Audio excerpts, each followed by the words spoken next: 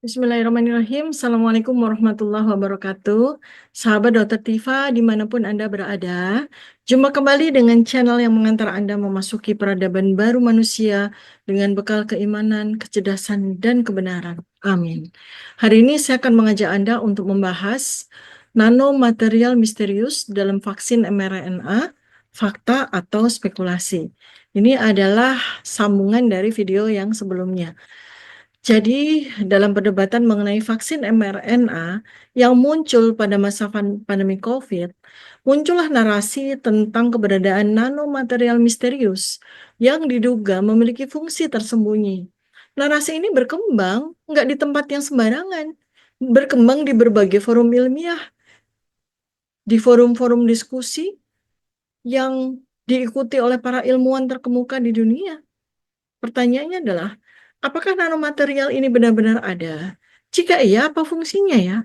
Mari kita bedah secara komprehensif. Apa itu nanomaterial dalam vaksin mRNA? Secara resmi, vaksin mRNA yang masuk ke Indonesia itu ada dua merek ya, Pfizer dan Moderna, mengandung nanopartikel lipid atau LNP sebagai pembawa molekul mRNA agar bisa masuk ke dalam sel. Jadi LNP ini berperan melindungi mRNA dari degradasi sebelum mencapai kepada targetnya. Namun, beberapa pihak kemudian melakukan penelitian sehingga ketemulah ada partikel-partikel nanomaterial lain yang tidak disampaikan pada laporan-laporan yang dilakukan penelitian sebelumnya oleh kedua farma industri tersebut. Jadi ada fungsi-fungsi tersembunyi yang tidak dijabarkan pada laporannya. Seperti ya yang ditemukan oleh para ilmuwan itu, ada nanopartikel yang berbasis grafen oxide yang diduga memiliki sifat konduktif dan dapat berinteraksi dengan gelombang elektromagnetik.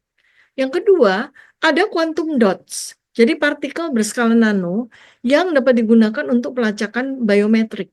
Ketiga, ada nanobiosensors, alat pemantauan biologis berbasis nanoteknologi yang bisa mengumpulkan data tubuh manusia. Jadi ketiganya ini ditemukan di vaksin mRNA. Kemudian NLP sendiri, ya NLP yang diklaim itu adalah melindungi dari mRNA itu sehingga masuk dengan aman dan tidak rusak, langsung masuk ke dalam sel. Apa sih fungsinya gitu? Jadi NLP ini, nanopartikel lipid ini isinya ya, komposisi yang resmi yang disampaikan oleh farma industrinya itu ada lipid kasionik, ALCO315 sama SM102 dan lain-lain. Ini memungkinkan mRNA masuk ke dalam sel. Kemudian ada lagi PI glycolate lipid ya, meningkatkan stabilitas nano partikel polyethylene glycolated ya, polyethylene glycolated lipid. Kemudian ada sterol, ada fosfolipid membantu fusi dengan membran sel. Fusi dengan berfusi kan dia bisa masuk ke dalam sel. Nah, sekarang yang menjadi isu paling penting adalah adanya nanomaterial tambahan ini. Karena muncul pada beberapa penelitian yang dilakukan oleh para peneliti, ternyata ada bahan-bahan lain yang tidak diumumkan oleh peneliti dari vaksin mRNA ini, yang ternyata terdapat betul dalam vaksin mRNA, seperti adanya grafen oxide dan struktur nanoeksperimental yang itu bisa digunakan untuk tujuan lain selain vaksinasi gitu, selain untuk meningkatkan imunitas. Namun ini tentu saja sampai dengan hari ini masih menjadi perdebatan karena belum ada bukti ilmiah yang terverifikasi. Meskipun nanomaterial tambahan ini berhasil diungkap oleh para ilmuwan peneliti independen dan mereka ini orang-orang para ilmuwan yang terkemuka ya di dunia yang kredibilitasnya tinggi. Nah, sekarang kan pertanyaannya adalah, benarkah ada nanomaterial misterius di dalam vaksin mRNA? Beberapa ilmuwan sudah berkali-kali mengklaim mereka menemukan struktur aneh dalam sampel vaksin mRNA yang diteliti di bawah mikroskop elektronik. Jadi itu tuh yang grafen oxide. Jadi ini ditemukan struktur-struktur yang misterius ini ditemukan oleh para peneliti kelas dunia yang bukan peneliti ecek-ecek ya, tetapi belum diakui oleh farma industri dan belum diakui oleh peneliti yang tergabung dalam proyek pengembangan vaksin mRNA. Jadi sekali lagi saya sampaikan yang ditemukan oleh para peneliti independen ini adalah kristal nanostruktural mirip sekali dengan material yang digunakan dalam biokomputasi. Kemudian ada lagi bentuk geometris mikro, terlihat seperti struktur berbasis grafen oxide. Kemudian ada material yang merespon terhadap frekuensi gelombang elektromagnetik. Maka dugaan ini ada komponen yang dapat berinteraksi dengan sinyal eksternal. Artinya memang ada sebuah nanostruktural yang serupa dengan teknologi biokomputasi. Namun, laporan-laporan ini ditolak oleh komunitas ilmiah resmi ya, komunitas ilmiah mainstream. Karena mereka mengatakan bahwa penelitian-penelitian itu tidak menggunakan metode analisis standar. Apa maksudnya tidak menggunakan metode analisis standar? Metode analisis standar siapa? WHO, pabrik farmasi. Kemudian mereka juga mengatakan forum-forum resmi mainstream ya, mereka mengatakan penelitian itu tidak diverifikasi oleh lembaga resmi. Maksudnya diverifikasi oleh lembaga resmi itu maksudnya gimana? Tidak diakui oleh WHO, oleh CDC. Jadi karena tidak diakui oleh WHO, oleh CDC, jadi dianggap tidak ada, tidak diakui atau sebenarnya dirahasiakan. Ini tuh spekulasinya kan itu ya. Sampai kemudian ada publikasi ilmiah yang menyatakan bahwa kemungkinan materi nanostruktur, jadi artinya diakui bahwa memang ada materi nanostruktur. Itu sebenarnya bukan apa-apa, tetapi adalah sebuah kontaminasi laboratorium atau artefak mikroskop. Jadi ini argumentasi ini kan sangat mengerikan ya, karena nyata-nyata yang menemukan partikel-partikel nanomaterial ini kan para ilmuwan yang tersohor loh ya. Jadi sekarang pertanyaan berikutnya adalah jika benar ada nanomaterial misterius dalam vaksin mRNA, maka ada beberapa kemungkinan tujuannya. Pertama, jangan-jangan ini adalah sebuah metode pemantauan biometrik global. Jika ada nanobiosensor, maka ini bisa digunakan untuk mengumpulkan data biologi seseorang secara real time. Teknologi seperti ini sebenarnya sudah ada di bidang medis dan sudah digunakan ya, misalnya pada sensor glukosa untuk penderita diabetes. Tapi dalam konteks nanopartikel ini kan dan kemudian diberikan kepada seluruh orang di seluruh dunia dalam bentuk melalui vaksin ini kan sesuatu yang sangat aneh ya. Kemudian berikutnya lagi, apakah ini adalah sebuah transisi ke biodigital interface? Jadi biodigital interface tubuh manusia dengan digital itu ada interface-nya, ada antarmukanya. Maka kalau memang ini ada partikel grafen, inilah yang materi ini yang bisa digunakan untuk menciptakan interface antara manusia dengan mesin berbasis nanoelektronik. Ini butuh partikel yang namanya grafen oxide. Nah, jadi kalau memang ini benar, ya artinya menjadi masuk akal kalau di dalam vaksin mRNA ini, kalau memang itu kaitannya adalah menghasilkan suatu ketika nanti biodigital interface lalu kemudian menghasilkan transhuman, ya masuk akal gitu.